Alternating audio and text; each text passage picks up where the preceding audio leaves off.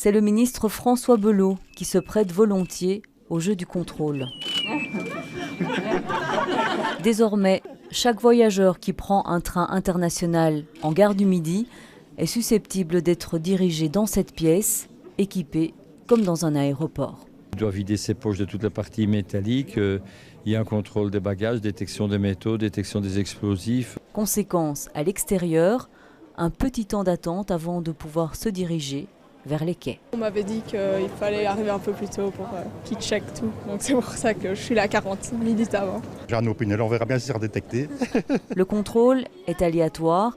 Ce ne sont pas les agents qui désignent les personnes qui peuvent ou non poursuivre leur chemin.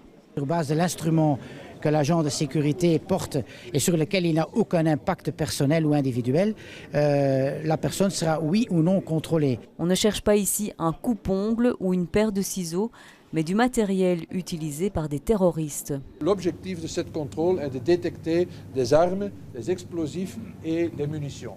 À côté de ce nouveau système technique, la gare est progressivement équipée de caméras intelligentes à reconnaissance faciale. Il y en a déjà 400 et le personnel de sécurité, policiers et agents sécurail, est formé à la détection de comportements suspects.